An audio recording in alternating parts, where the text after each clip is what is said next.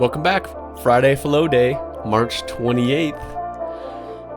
We're going to keep our Flow Fridays going here with an introduction to the full flow cycle to navigate the stages of peak performance. So learn about and follow these stages, and you can hopefully more often get through the struggle phase to get yourself into flow when you're trying to do any activity. Creative work, dental work, athletic performance. It's related to it all. So let's get into it. We're going to touch on these 4 stages today: the struggle, the release, the beauty of flow, and then the necessity of recovery. Stage 1 is the struggle phase.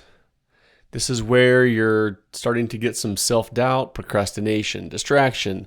The brain is wrestling with the ideas and problems and pressure. It's uncomfortable and it's necessary. You're building energy and tension, and your brain doesn't really like that. The brain likes simple and easy. This is the point where you get distracted by Instagram. Scrolling feels so much better than struggle. So how do we get through this? So we need to go in with the right mindset.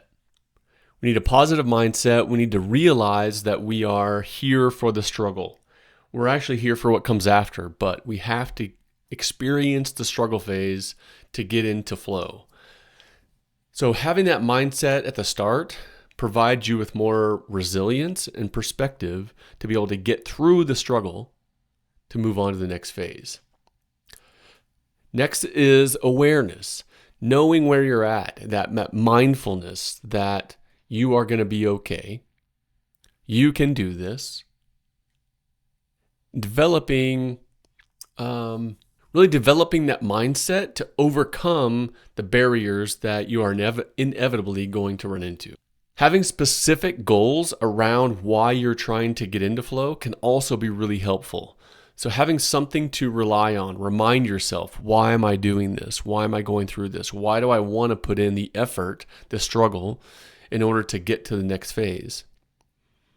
The more clear you are on those goals,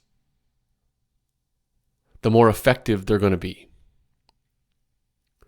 Clarity allows you to have a vivid representation of why you're doing this, the outcomes. You can visualize what steps are happening, and if mindfulness and being in touch with yourself allows you to actually notice when the body is going through the various phases.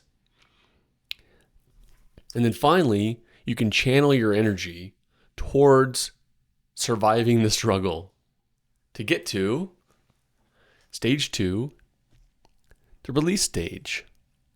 This is where you let go. You're going to unplug, not by quitting, but you're going to step back. Almost, it's sort of like a precursor to some active recovery things. So movement, breathing, some sort of small activity that's not distracting you, but is providing a bit of a relief from the struggle. It's signaling to your nervous system that, hey, we're safe. You can drop the survival mode now. Some call this strategic surrendering. This is where the brain waves are starting to change if you were to have an EEG hooked up, and you're going into a relaxation phase, the brain is anyway, in order to get you towards more activation. So nitric oxide is enhanced. You might notice energy levels are going from that struggle phase into a little bit more activity, and your body's being primed for performance. Developing specific practices to get you through this can be really helpful so that you're not looking around, what do I do now? I'm feeling the release phase coming on. How do I maximize it? So figuring out what works for you, whether it's a walk in the woods, meditation, breathing, mindfulness, there's a host of things that could be helpful here that will be individual to you to get you into and through the release phase. To finally get you to the sweet sauce, that is the flow phase, where you're in the zone. Time's dilating.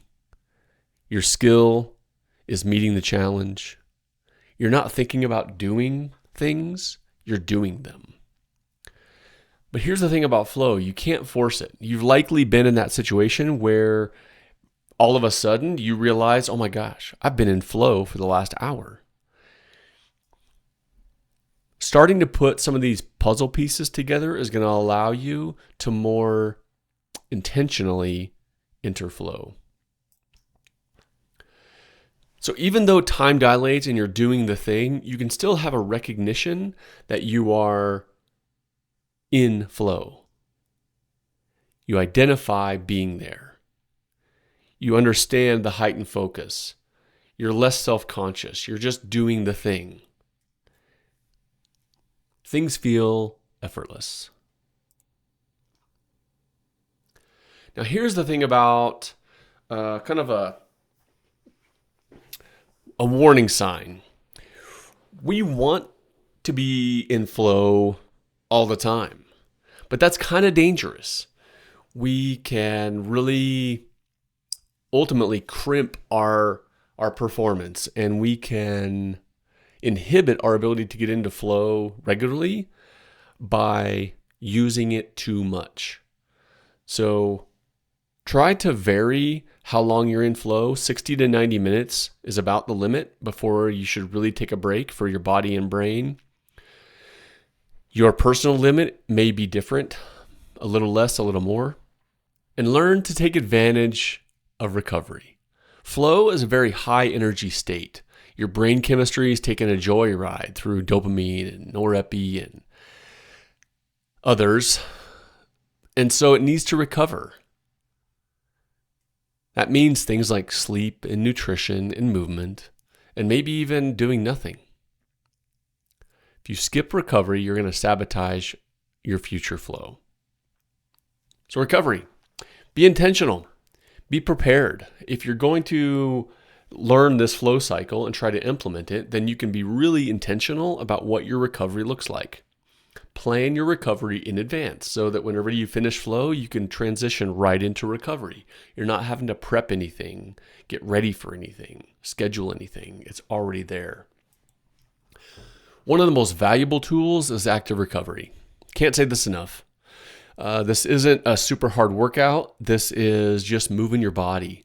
It might be yoga, going for a walk, walking your dog, things that will allow you to turn your brain off while still moving the body. As we talked about in a previous episode, exercise is like Miracle-Gro for the brain. That's even more important after a flow state. So that active recovery is huge. So that's it today. Now you know the cycle, you can work with it. Learn to recognize each stage and move through each stage intentionally. Welcome the struggle, build your release valves, guard your focus, enjoy the flow, and then respect your recovery.